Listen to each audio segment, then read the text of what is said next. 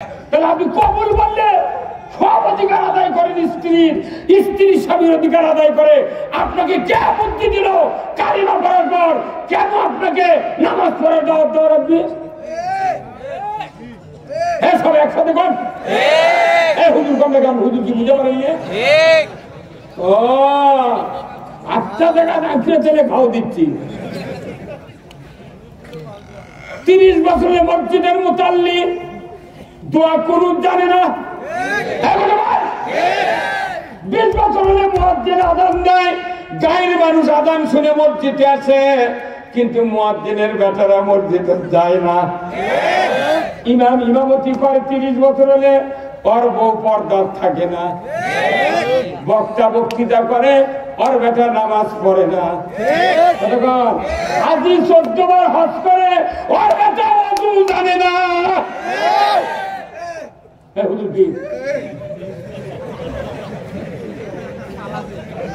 দেশের মোট মানুষ নামাজ খায়, আর মসজিদে যারা নামাজ পড়ে এরা কিস্তির টাকা নিতে 15.5 আনা। শাক ভাতে খাবো না, গোস্ত খা, স্বামীর কথা শুনবো না, ভাঙ্গা করে থাকবো না, ঝড় বাদল মানবো না, কিস্তি দেওয়া বন্ধ করবো না, যায় থাকিতে সাহেবের ডিউটি কোনদিন অমান্য করবো না। ইমাম শুক্রবার দিন ঘুমঘুর দিয়ে হাজি গামছা দিয়া যেভাবে মেয়ের আবার ঢোকে মধ্যে জিবরাইলের খালু ঢুকিচ্ছে। নামাজ শেষে মোনাজাত করছে, আল্লাহ তুই মাফ করে দে। আর পাশে শত শত মানুষ কিস্তির টাকা, সিসি লোনের টাকা লিয়া ওই ব্যবসা করে করে ইমান হারাম হয়ে যাচ্ছে। ওই লোকগুলা পাশে দেখা করছে আমিন। দেশে সুদ চলে, মানুষ সুদ খায়, সুদ দেয়, যেটা আল্লাহ হারাম করেছেন। এই সুদের অর্থনীতি মেনে মেনে মসজিদে নামাজ পড়ে। আল্লাহর ইজ্জতের কসম, কোরআনে আল্লাহ বলছেন, ইয়া আইয়ুহাল্লাযীনা আমানু লা তাকুলুর রিবা, ঈমানদাররা সুদ খায় না। জোরে বলুন ঠিক কিনা? ঈমান আনার পর সুদ খেলে আল্লাহ বলেছেন ঈমান থাকে না। কবি ইমান চলে গেছে নওগাঁর নদী দিয়া, তুই এখনো টুপি বাজার দিয়ে ঘুরতে আছে। কি লাভ বলতো? কেউ যদি অজু করে 22 সালে অজু থাকে, অজু থাকবে? অজু করে 22 সালে অজু থাকে? কেউ যদি রোজা থেকে দুপুরে ভাত খায়, রোজা থাকবে? কেউ যদি নামাজ শুরু করে সূরা ফাতিহার পর আমার ছেলে যদি বলে, আব্বা উত্তর পাড়ার জাফর আলী আমাকে গরু খরচ নিয়ে যাচ্ছে, তখন যদি আমি আমাদের মধ্যে থেকে বলি, বাবা ওখানে দেরি করবার আমি নামাজ পড়ে বাড়ায়, নামাজ থাকবে? এই হুজুর নামাজ থাকবে? তাহলে নামাজ ভঙ্গের কারণ জানলেন, ওযু ভঙ্গের কারণ জানলেন, রোজা ভঙ্গের কারণ জানলেন, ঈমান ভঙ্গের কারণ কেন জানলেন না? এই ঈমান ভঙ্গের কারণ যখন আমরা বলি, তখন কয় হুজুর রাজনীতি করিচ্ছে। তুই রাজনীতি বেশি বুঝিস। আল্লাহ কোরআন রাজনীতি দিয়েছে, সেই রাজনীতি দিয়ে সুদ হারাম করা লাগবে, চুরি বন্ধ করা লাগবে, জানা বন্ধ করা লাগবে। কথা ঠিক কিনা? নামাজ কায়েম করা লাগবে, ঘুষ বন্ধ করা লাগবে, যাত্রা, জুয়া, লটারি বন্ধ করতে হবে। কার বিধান? এইগুলি তো রাজনীতি ছাড়া তো বন্ধ হবে না। তুমি আমাকে রাজনীতি থেকে সরে দিয়ে তুমি নিজেরাই রাজনীতি করবে মানুষের, আর সমাজ অন্যায় বসে যাচ্ছে। আর আমি মসজিদের মধ্যে মাথা মোবাইল দিয়ে হাজি গামছা দিয়ে জেকের করেছি আর আল্লাহ আল্লাহ করেছি। তোমার জেকের আর আল্লাহ আল্লাহ আল্লাহ পর্যন্ত পৌঁছতে পারে না।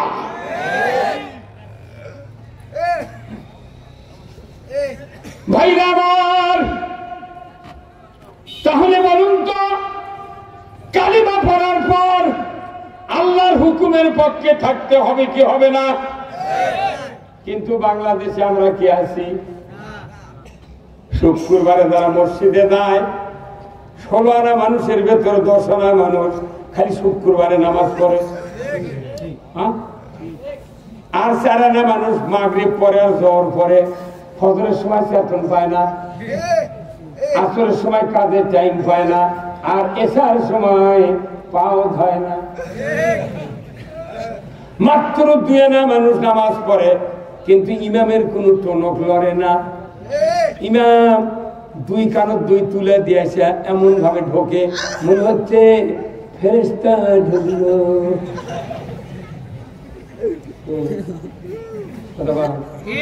তাহলে কেন লস খাচ্ছি আমরা? বলুন তো, যাদের সন্তানেরা 20 বছর 22 বছর 28 বছর ধরে নামাজ আদায় করে না, এরা জনমের মতো লস খাচ্ছে। আমি আপনাদেরকে আগে লসের ব্যবস্থা বলবো, তারপরে আপনি লাভের ব্যবস্থা বলবো। এই দুটা জিনিস যদি সমাজে কায়েম হয়ে যেত, আল্লাহর ইজ্জতের কসম, বাবা মা মারা যাবে, ওই সন্তানের দ্বারা পিতা মাতা আল্লাহর জান্নাতে চলে যাবে। নবীজি বলেছেন, দুনিয়ার কোন পিতা মাতা দুনিয়ার থেকে বিদায় হয়ে গেলেন, ওই পিতা মাতার কবরের পাশে দাঁড়িয়ে যদি সন্তান একবার সূরা ফাতিহা তেলাওয়াত করে, সূরা ইখলাস বিসমিল্লাহ সহ একবার তেলাওয়াত করে, যদি আল্লাহর দরবারে হাত তোলে, রাসূল বলেছেন একবার সূরা ইখলাস পড়ার কারণে ওই সন্তানের আমলনামায় 10 পারা কোরআন খতমের সওয়াব লেখা হয়। একবার ইখলাস করলে কয় পারা? 2 বার পড়লে 3 বার পড়লে। আমার নবী বলেছেন, ও দুনিয়ার নেককার সন্তান, নামাজি সন্তান, মুত্তাকি সন্তান, তোমাদের জন্য আমি রাসূল বলে দিচ্ছি, তোমার মা বাবা মারা গেছে, তুমি যদি সূরা ফাতিহা পড়, 3 বার সূরা ইখলাস পড়ে কবরের পাশে দোয়া করো, রব্বির হামহুমা কামা রব্বায়ানি সগীরা। একবার যদি দোয়া করো, 40 দিনের জন্য পিতা মাতার কবরে আল্লাহ মাফ করে দেন। কয় দিনের জন্য? তো 39 দিন পর আবার দোয়া করবো, তাহলে আবার কি হলো? এইরকম বেটা বাড়ি বাড়ি আছে, কিন্তু মোনাজাত করার নামাজি বেটা আছে। এই বেটা না বানালে আমাকে জীবনের লস। কি কথা কোন জায়গা? কিন্তু বেটাক ভালো বানাবি না, ওই মানুষের বেটাক ভালো বানাবার দা, এর বেটাক 6 নিয়ে ঘুরছে। আপনার মুক্তির ব্যবস্থা রাসূল করে দিয়েছেন, কথা ঠিক কিনা? তাহলে এই নামাজি এদেরকে কে বানাবে? কে বানাবে ভাই? কোন বাপ পারবে না, তবলিগ পারবে না, জামাত পারবে না, পীরের দলায়, মাদ্রাসায়, মসজিদ লয়, বক্তালয়, কেউ পারবে না। কোরআনকে বলতে হবে, কোরআন তুমি বলো। কোরআন বলছে সূরা আল হজ 41 নম্বর আয়াত, আমার আল্লাহ বলেছেন, আল্লাযীনা ইম্মাক্কান্নাহুম ফিল আরদ আকামুস সালাতা ওয়া আতাউয যাকাতা ওয়া আমারু বিল মারুফ ওয়া নাহাউ আনিল মুনকার ওয়া লিল্লাহি আকিবাতুল উমুর। জোরে কন্না মারহাবা। সূরা আল হজ 41 নম্বর আয়াত, আমার আল্লাহ বলেছেন, ও মুসলমান, যদি তুমি ভূখণ্ডে কোন পৃথিবীর রাষ্ট্র ক্ষমতা হাতে পাও, প্রধানমন্ত্রী হও, প্রেসিডেন্ট হও, রাষ্ট্রপতি হও, সরকার হও, আমি আল্লাহ বলে দিচ্ছি 4টা আইন চালু করবে। 1 নাম্বার, নামাজ কায়েম করবে, যাকাত আদায় করবে, আর ন্যায়ের আদেশ করবে, অন্যায়ের বারণ করবে। এই 4টা দফা তুমি যদি চালু করে দাও, এটা আমার পক্ষ থেকে ওয়ালিল্লাহি আকিবাতুল উমুর, সবচেয়ে বড় ধরনের একটা আদেশ। জয় কন্যা মারহাবা। আল্লাহর হুকুম, যারা রাষ্ট্র ক্ষমতায় যাবে তাদেরকে, তারা যদি মুসলমান হয়, নামাজ কায়েম করবে। ধরে কোন আল্লাহু আকবার। কি কায়েম করবে? নামাজ। 54 বছর ধরে বাংলাদেশে যত মানুষ ক্ষমতা গেল, কেউ কি হিন্দু হয়েছিল? ধুতিয়ালা ছিল? লাখত কি হাসিলে মাটি দিচ্ছিল? তাহলে এরা তো মুসলমানের দাবিদার। নামাজও পড়ে, তাহাজ্জুদ পড়ে, আবার মসজিদে মাছও পড়ে, কোরআনও পড়ে, আবার পড়লেও যায়। তাহলে মুসলমান ক্ষমতা গেলে নামাজ কায়েম করা লাগবে কার কথা? তাহলে এতদিনে যত সরকার গেল, নামাজের কথা বলল না গা। এই জায়গায় বললাম কত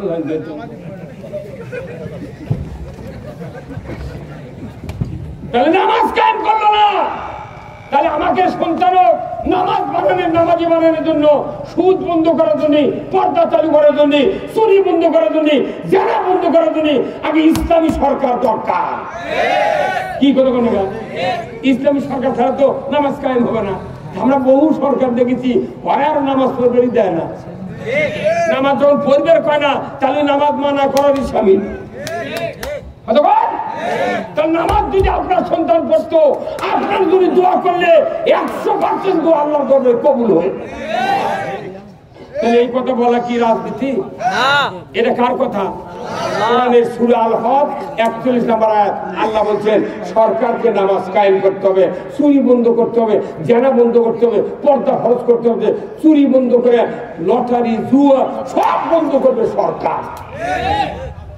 আমাদের বাংলাদেশে যত ইমাম আছে মসজিদে, সেই বক্তৃতা দিয়ে আমরা সার্কুলার, এগুলা বক্তৃতা সবার দিই সার্কুলার, কিন্তু কোন বক্তৃতা এই সার্কুলার বাংলাদেশে কায়েম হয় না। কারণ কি বলতো? কি কারণে? আমাদের হাতে ক্ষমতা নেই। আমাদের হাতে ক্ষমতা নাই, কোন সার্কুলার কায়েম হয় না। কিন্তু যাদের হাতে ক্ষমতা আছে ওরা এই সার্কুলার বোঝে না। কি ভাই? ওরা কয় যে আমরা মূর্খ মানুষ, আমরা কিছু জানি না। তুই মূর্খ মানুষ জানি যে তুই বড় বড় কথা কওয়ার লাগিস।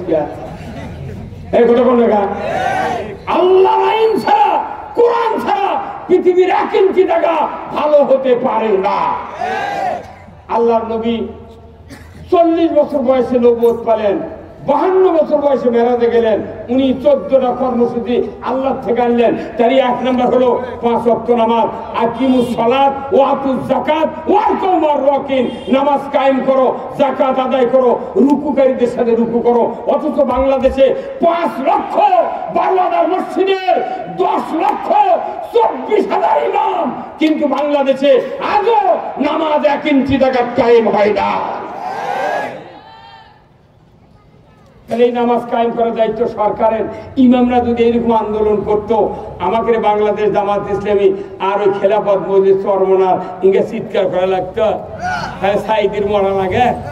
কেউ না আমাদের কথা কয় না, জামাত থেকে বাদিস দেখি কথা কন না। ওই জন্য জানাজা করো আমি বাদ করেছি। আজ থেকে 40 বছর আগে আমি বিয়ে করেছি। আমি বিয়ে করার 12 বছর আগে থেকে ইমামতি করি। 1976 সনে আমি দাখিল পাস। আমি বিয়ে করার 12 বছর আগে থেকে ইমামতি করি। 40 বছর আগে বিয়ে করেছি। আমার জীবনে 201টা বিয়ে করেছি, কিন্তু একটা বিয়ে আমাকে এত কষ্ট দিয়েছে। 40 বছর আগে বিয়ে করেছি, ওই মানুষের ঘর ঔরসে একটা বেটা জন্মিছে। উনি আবার 13 সালে আমার নামে মামলা দিচ্ছে। 13 সালে মামলা দিচ্ছে আমার নামে। তখন আমি তওবা করছি, আল্লাহ জীবনে বিয়ে করাবো না, দেখি তোরা বউ পাশকে হবে সোল হয় কাকে করে কথা কন দেখা হাসিচ্ছে। আমাকে মাথা ঘুরে গেছে ভাই। যার বিয়ে করানো ওরই বেটা আমাকে মামলা দিচ্ছে। সুইট ভাই, এটা কি এ সহ্য করার মতো?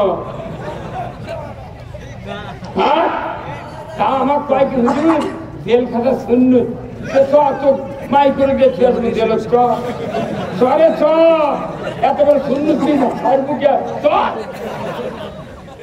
4 দিন জেল খারাপ থাকলে বোধ মা করে ডাকুরে আমাকে জেল খাটালো 16 বছর। কথা বলা যায় নাই, অনুমতি ছাড়া সভা হয় নাই। এখন বাংলাদেশে ফকিন্নি সভা করলে তাও পুলিশ করছে, কেবার টাকা লাগবে।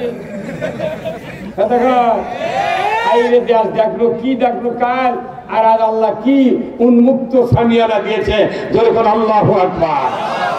তাহলে এই দেশে নামাজ কায়েম করবে সরকার।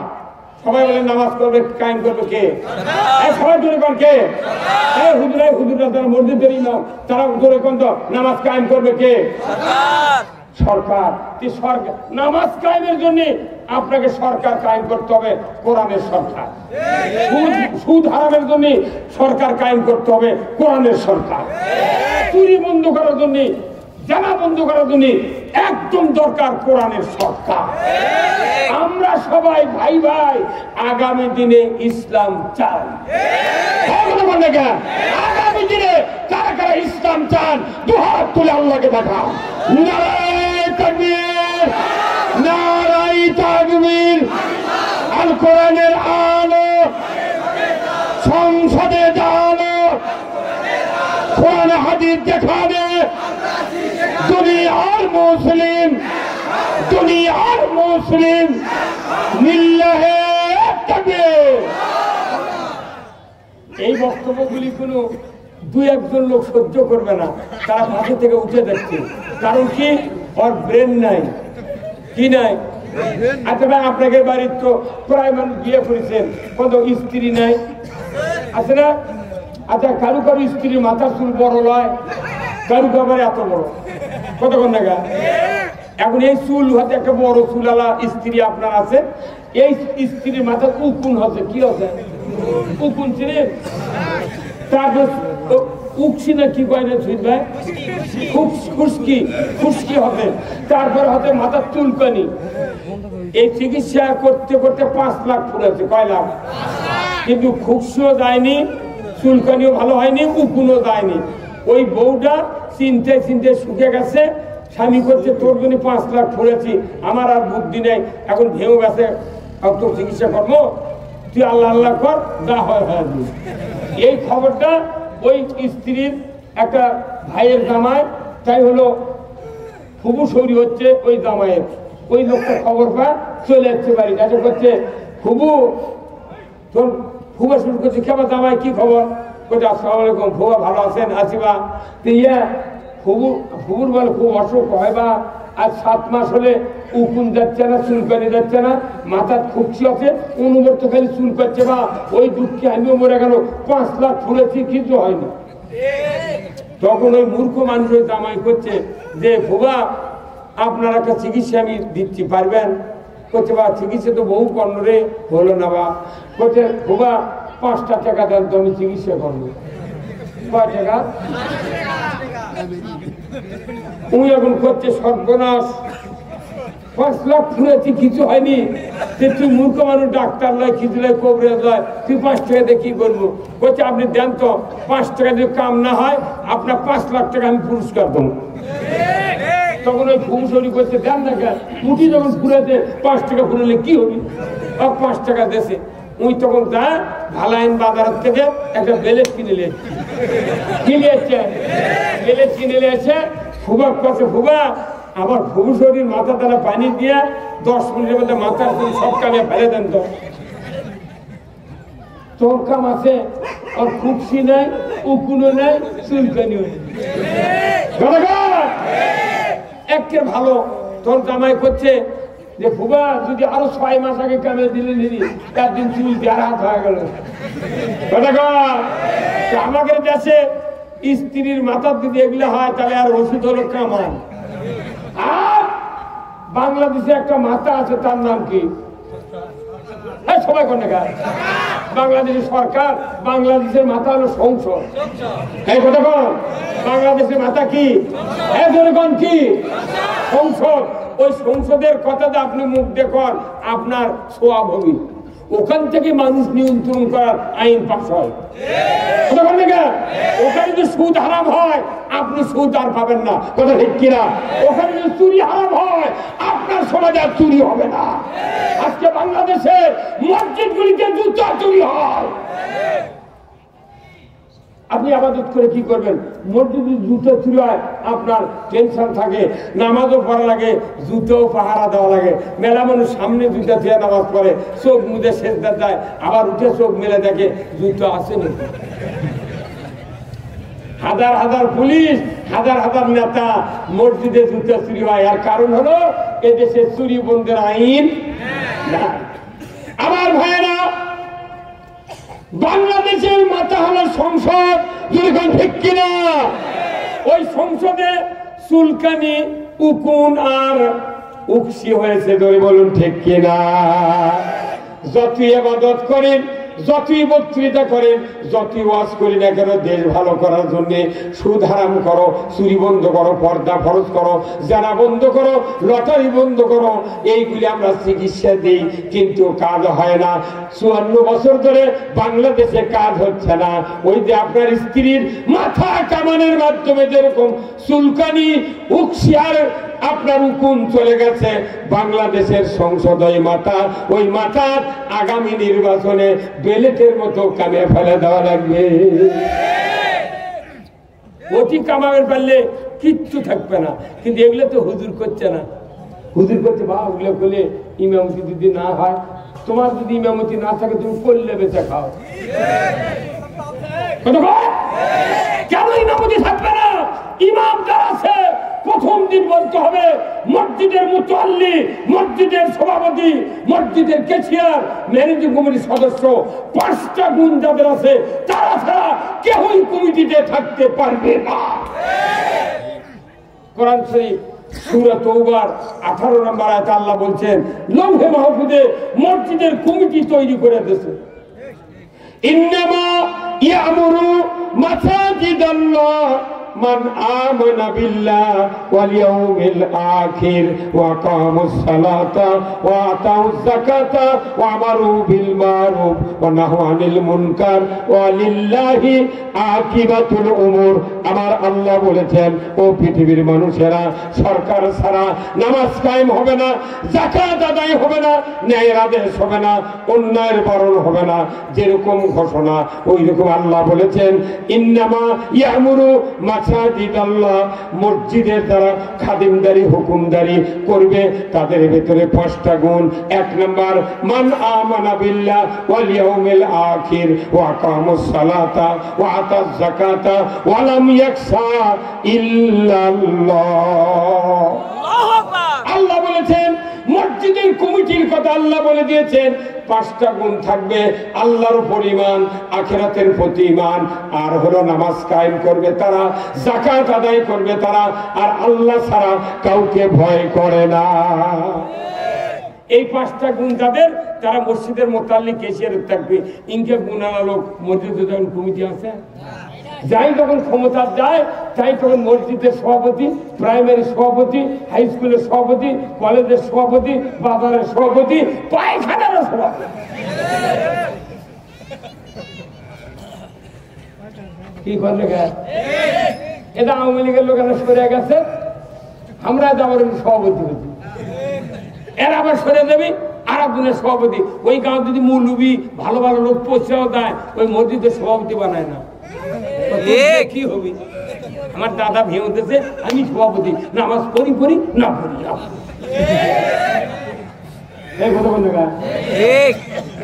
ফাটাবি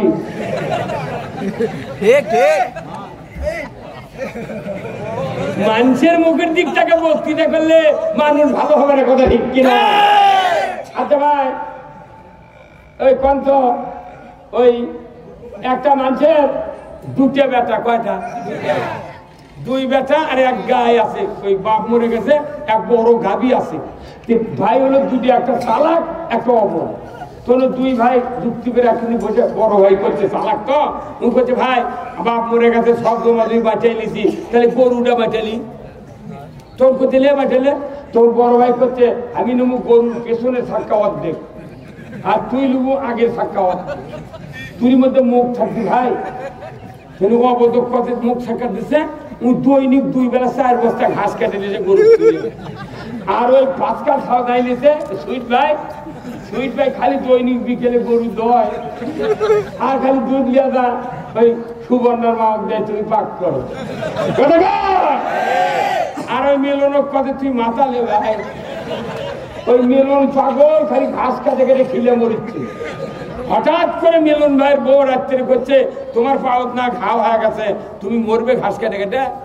বলছে আমি কি করবো, মাথা লিছি, আমি যদি না খেলে গরু তো বাইতে দেবি। ওই বড়জন খালি করছে ভাই তুই খাওয়ান বন্ধ করলে গরু কামান বাড়াবি, দাম কমে দেবি, গরু পরে হাতে ভাই তোকে অনুরোধ করছি তুই খিলে ভাই। কি বদমাইশ দেখেন, এখন ওই পাগল খিলে মরিচ্ছে, বউ এখন করছে তোমার ইলা করা হবে না। কি, যেহেতু গরু বাঁচালেছ, কাল সকালে তোমার এই গরু অর্ধেক কাটতে নেওয়া লাগবে। কি করে লাগবে? তুমি অর্ধেক যখন নেবে, তুমি আগা থাকা অর্ধেক কাটে নাও। তুমি কবে যে আমি মকর ঘাস খেলামো, আর লাদ হবি, গোবর হবি, আমি শুকে শুকে বেসবো। এই কথা যখন বড় ভাই সকালে কথা, তখন বুঝে পাচ্ছি এই বুদ্ধি এক দিল কে কত কত আপনি। হ্যাঁ, তখন করছে যে তোকে বুদ্ধি কে দিলে কথাটা করছে, তখনই বুঝতে পারছে ঠিকই আসল কথাই এখন করছে। তখন করছে, শোন আজ থেকে তোকে 1 কেজি করে দুধ দেবনি ভাই। 1 কেজি করে 1 কেজি করে দুধ দেবনি। এই দেশের যত ভোটার আছে, সাধারণ গরিব মানুষ, ভ্যানওয়ালা, রিক্সাওয়ালা, বাগুনওয়ালা, মূলাওয়ালা, কপিওয়ালা, যত খেটে খাওয়া মানুষ, এরা যে ভোট দেয় মানে কি, এটা হলো ওরা গরুর মুখত ঘাস দেয়। আর যারা ক্ষমতা যায় ওরা যায় পাচন চাইতে দুধ দেয়। এইবার বাংলাদেশ আমরা আগের মূলে খিলাম না, এবার কাটিয়া ভাগ করবো। এবার কি হবে, ভাগে যদি করা লাগে অর্ধেক কাটিয়া ভাগ করবো।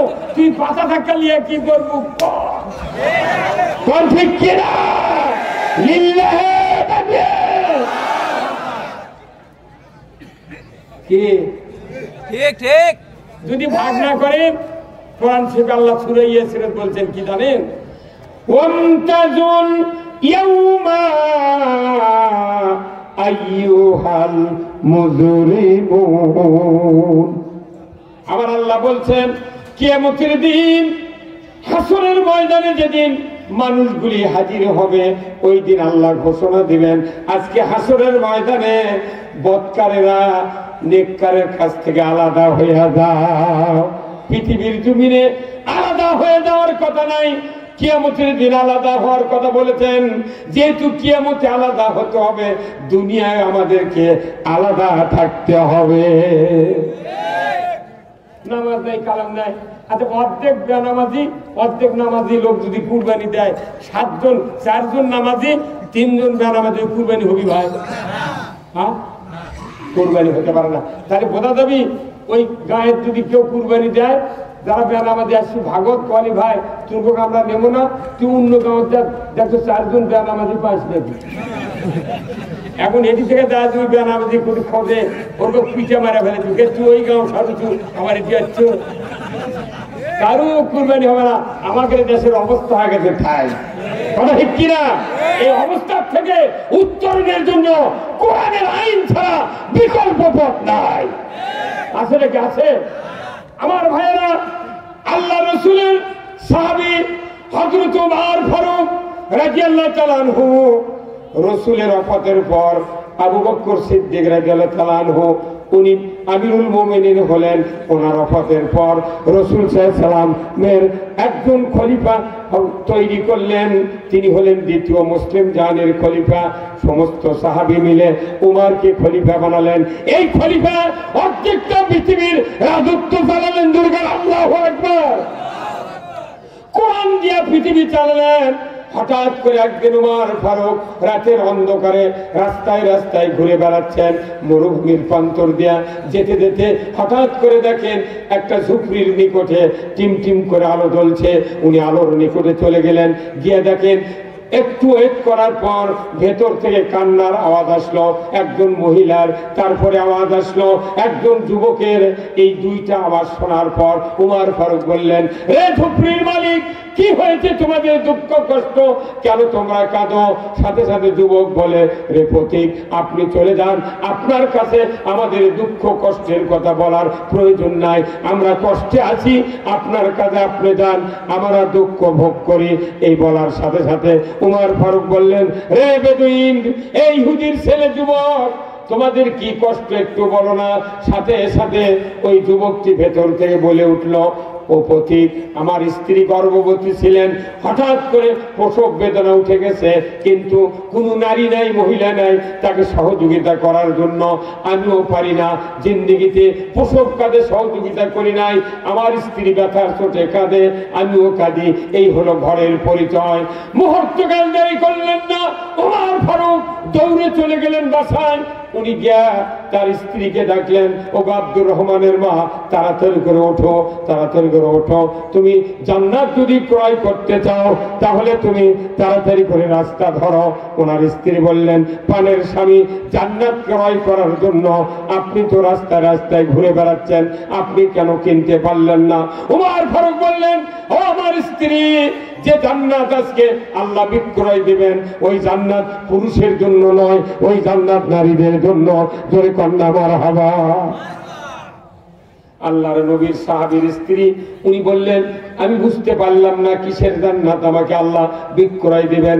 সাথে সাথে উমর বললেন, ওই বেদুইনের একজন স্ত্রীর প্রসব বেদনা উঠে গেছে, তার কষ্ট হচ্ছে, আমি তার কষ্টের কথা শুনে আসলাম। তুমি যদি ওই ডেলিভারির কাজে সহযোগিতা করতে পারো, আল্লাহ তাআলা তোমাকে জান্নাত দিয়ে দেবে। জোরে কন্যা মারহাবা। এখানে হাজারো মা বোনেরা প্যান্ডেল এসেছেন, যে মা বোনেরা সমাজে বাস করেন, বাড়ি বাড়ির কাছে মহিলাদের ঠোকাঠুকি হয়, হয় কি হয় না, ঝগড়াঝাটি হয় কি হয় না, কিন্তু মাদের ভিতরে এত দরদে মন, এত মায়াবী মন।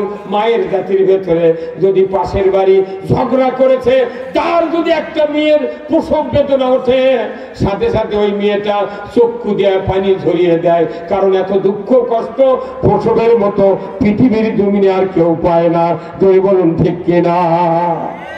ওমর ফারুক বললেন, ওগো পানির স্ত্রী, তুমি নতুন পুরাতন কিছু শুকনা কাপড় নাও, আমি বাইতুল মাল থেকে জবের আটা, গমের আটা, কিছু খুরমা, খেজুর, জয়তুনের তেল, আদা, রসুন, পেঁয়াজ নিয়ে চলে যাব সেই বেদুইনের বাসায়। যাই না একটু করে তার সেবা যদি করতে পারো, আল্লাহ তাআলা জান্নাত দিয়ে দিবে। জোরে কন্যা মারহাবা।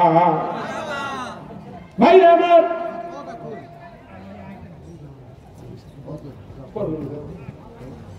কিছু করছেন দিচ্ছি ভাই, আপনাদের কাছে একটু ব্যাগ যাবে, যার যা পকেট আছে একটু দিবেন, আমি তারপরে কথা শুনবো। 5টা মিনিট আপনার কাছে যাচ্ছি, যার যা পকেট আছে একটু দিবেন। আল্লাহ তাআলা আপনাদের সকলকে যেন দিনের জন্য কবুল করেন। জোরে কোন আমিন। খুব তাড়াতাড়ি খুব গায়ে দিলেন। কিছুক্ষণের ভেতরেই বেদুইনের স্ত্রীর পেট থেকে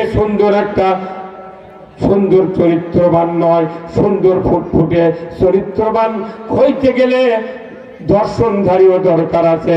সুন্দর একটা সন্তান আল্লাহ তাআলা ভূমিষ্ঠ করে দিলেন।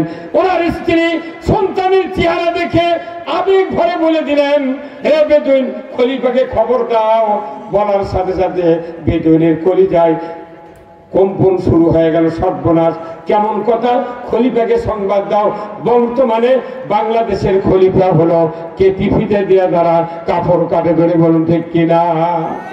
কেসি ফিতালা হলো খলিফা বাংলাদেশের, আর সৌদির খলিফা ওই সময় ছিল উমর ফারুক। ধরে বলুন ঠিক কিনা? বেদুইন খুব তাড়াহুড়ো করে বাহিরে গিয়া খুঁজতেছেন, খলিফা আপনি কোথায়? খেজুর গাছের নিচে উমর ফারুক দাঁড়িয়ে দাঁড়িয়ে দেখছেন যুবকের দৌড়ে আসার দৃশ্য। উনি বললেন, আমি খলিফা এই জায়গায় আছি। ওনার সাথে সাথে মুখের কাছে মুখ লাগায় দেয়া বেদুইন দেখতে লাগলেন যে এই তো সে আসল উমর। উমর ফারুকের পায়ের উপর লুটিয়ে পড়ে ওই ইহুদি যুবক বলল, আমিরুল মুমিনিন, ভুল করেছি আপনাকে খবর দেয়া, আমার বেয়াদবি হয়েছে। গভীর রাত্রিতে স্ত্রীকে নিয়ে অর্ধেকটা পৃথিবীর বাদশা আপনি এসে এইরকম কষ্ট করলেন, আমি বেয়াদবি করেছি হুজুর, আমাকে মাফ করে দেন, আমাকে মাফ করে দেন। সাথে সাথে ওই কলিজার সাথে উমর ফারুক যুবককে চাপিয়ে ধরে বললেন, রে যুবক, এটা নবীর শিক্ষা, এটা ইসলামের শিক্ষা, এটা দ্বীনের শিক্ষা। কোন জাতি বলে হিংসা নাই, কোন জাতি গোষ্ঠী বলে হিংসা নিন্দা নাই, এটা আমার ইসলামের শিক্ষা। আমি তোমার কাছে আমি মাপ চাই। তুমি যে আমাকে খবর দেওয়ার পর আমি এসেছি, এতে করে আমার অপরাধ হয়েছে। আমি যদি তোমাকে এই সাহায্যের জন্য এই বিপদ হাজির হওয়ার আগে যদি আসতে পারতাম, আল্লাহ তাআলা আমাকে জাহান্নাম থেকে মুক্তি দেয়া জান্নাতে দিয়ে দিত। তবে আমার ভয় হচ্ছে, তুমি যদি আমাকে মাফ না করো, আমি আর কিয়ামতের ময়দানে জবাবদারির কাঠগড়ার থেকে বাঁচতে পারবো না। ভাইরা আমার, সেই উমর ফারুকের হাতে হাত দিয়া ওই বেদুইন বলল, যাব না পিতামাতার কাছে বোঝাপড়া করার জন্য, যাব না ভাই ভাগ্যের কাছে পরামর্শ নেওয়ার জন্য।